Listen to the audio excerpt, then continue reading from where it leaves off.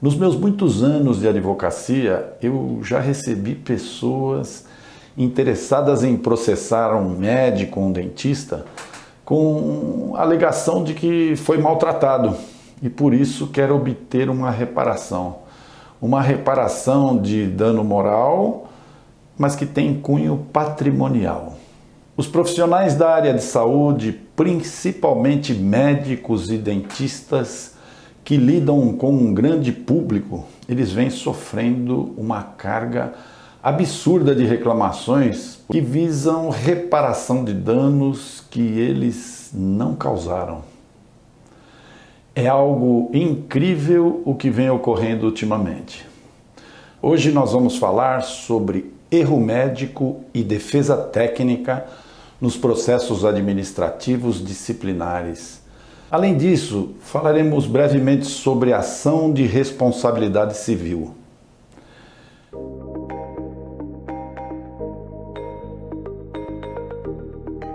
É preciso atenção nas relações médico-paciente. A intolerância milita sempre em desfavor do médico, do profissional da saúde.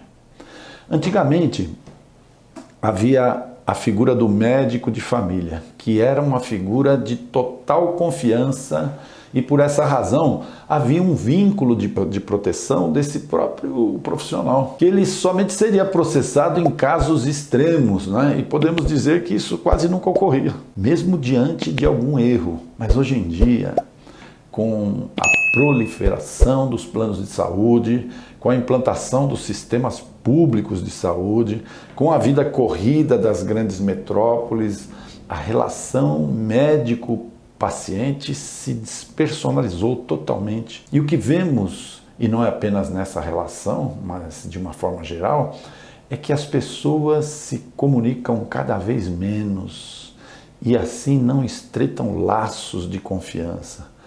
E aí é nesse momento que muitos profissionais são acusados de conduta comissiva por negligência médica, quando na verdade isso nunca ocorreu. O médico agiu corretamente na sua consulta, diagnosticou com eficiência, mas não atendeu ao lado social da carência humana. Não que seja isso obrigado a fazer, mas sob a ótica do paciente, o médico, entre aspas, não fez nada. Quem nunca ouviu essa frase? Eu entrei na sala do médico e ele nem me examinou. Olha, ele nem olhou direito na minha cara e já foi logo dando a receita. Mas no fundo, o que se observa é que na maioria das vezes não há nenhum dano por erro médico a ser reparado. O que existe é apenas uma questão social, um desajuste na relação médico-paciente. Muitas vezes, quando se constata algum sofrimento real do paciente, está ausente o nexo de causalidade entre a conduta do médico e o propalado sofrimento ou dano. Na maioria das vezes, isso foi causado por negligência do próprio paciente, que não fez uso adequado, por exemplo, de medicação, não seguiu a prescrição, não levou em conta a profilaxia, a higiene e a abstinência. Além disso, ficou muito difícil a situação do médico nos dias de hoje, principalmente com o largo acesso das pessoas à internet. E o famoso Dr. Google, né, que, entre aspas, né, sabe de tudo e tudo conhece, se mostra superior ao médico na visão equivocada de muitos pacientes que encontram um diagnóstico, entre aspas, né, diferente daquele do médico que estudou anos a fio, que fez residência médica, que se atualizou, que está sempre buscando trabalhar em dia com as regras da medicina. A intolerância é tão grande que, na menor dúvida existente entre o Dr. Google, que é a internet, e o médico, isto já é suficiente para que uma enxurrada de reclamações absurdas existam junto aos conselhos de classe e à justiça. Todo cuidado é pouco e, embora o tempo do médico seja curto, ele deve se aprimorar nessa relação médico-paciente, para dar tempo psicologicamente de que aquela pessoa leiga, aquela pessoa ali que está fragilizada, entenda o caráter científico, entenda, entre aspas, né? Você vai dar uma aula de explicações ali para a pessoa, mas para que as pessoas mais difíceis consigam entender aquilo que o médico já fez. Aqui não vai nenhuma crítica ao médico. Ele fez a parte correta, a parte médica, ele prescreveu o que era certo.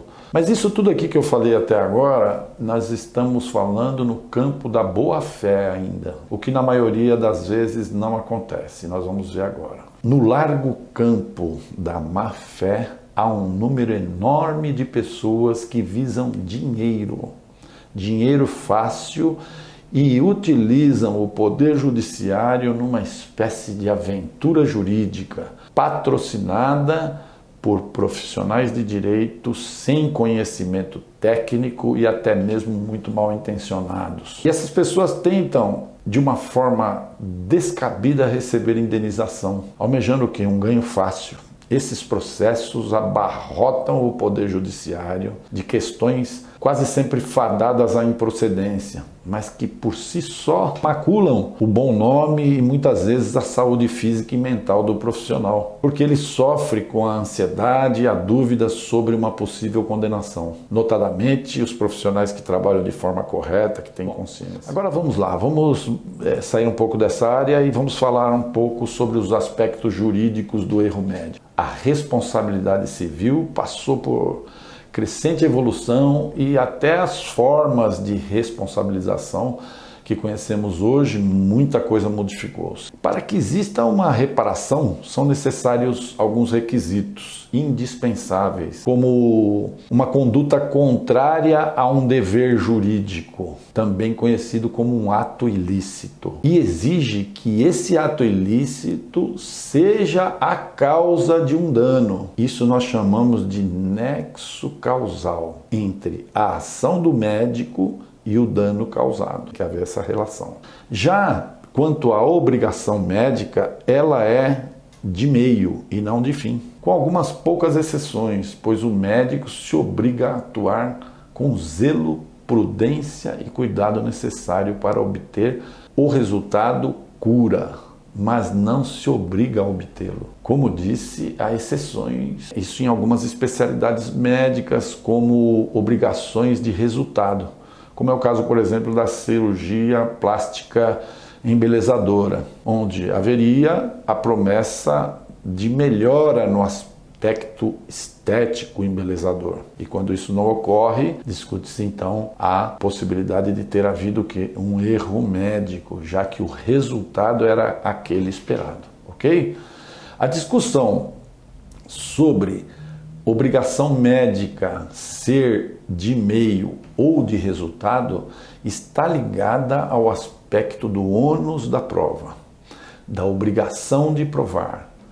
Quando a obrigação é de resultado, cabe ao médico a prova de que agiu em conformidade com a literatura médica, preceitos médicos preconizados pela medicina e que não houve culpa por sua parte, em nenhuma das três modalidades.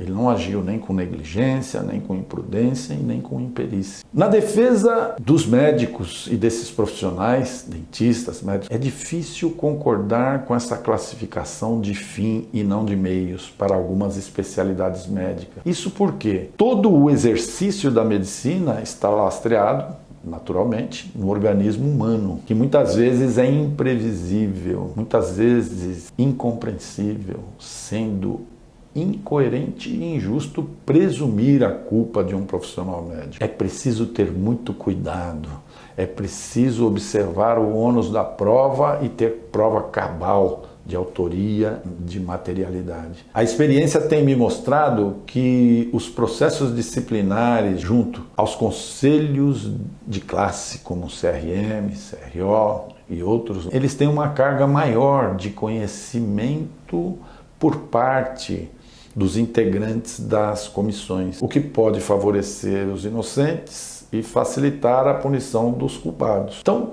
Vamos falar um pouco sobre excludentes de responsabilidade. De acordo com o Código de Defesa do Consumidor, um ônus da prova do médico e tem por finalidade desqualificar um ou mais elementos que ensejam o dever da reparação civil. Essas excludentes isentam o agente, o caso médico, do dever de indenizar, apesar de estar provado pela vítima algum dano. Um exemplo disso, o ato exclusivo da vítima, o ato de terceiro e caso fortuito ou força maior, dentre outros clássicos da reparação civil. Cabe ainda salientar que outras teses de excludentes militam a favor do médico. Teses essas ainda não muito conhecidas e pouco utilizadas pela jurisprudência, mas cabe aos advogados lutarem por isso. Como, por exemplo, erro médico e ausência de defeito. O nome é simbólico, chama-se fato da técnica. A caracterização depende da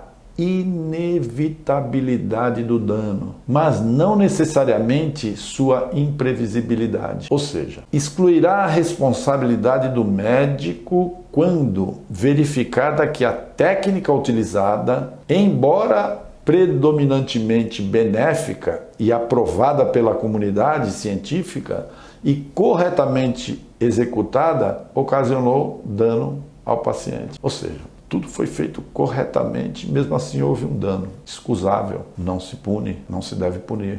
Então, aqui estão alguns poucos elementos de uma matéria que é muito vasta, é muito grande para a gente colocar aqui num vídeo. Por hoje nós ficamos com alguns conselhos não técnicos, que foi a primeira parte do nosso vídeo, para você, profissional médico, se mirar, colocar em contratos de prestação de serviços ou atendendo ao particular, procurar comprovar sempre que levou ao conhecimento daquele paciente determinadas preconizações para ele exercitar, para ele utilizar depois da intervenção médica. Isto pode gerar um conforto futuro em comprovar que partiu dele a não observação das regras que foram colocadas, das observações feitas pelo médico. Nós voltaremos a fazer outros vídeos com relação a essa parte de erro médico e por hoje nós ficamos por aqui. Se você quiser saber sobre como proceder durante um processo administrativo disciplinar,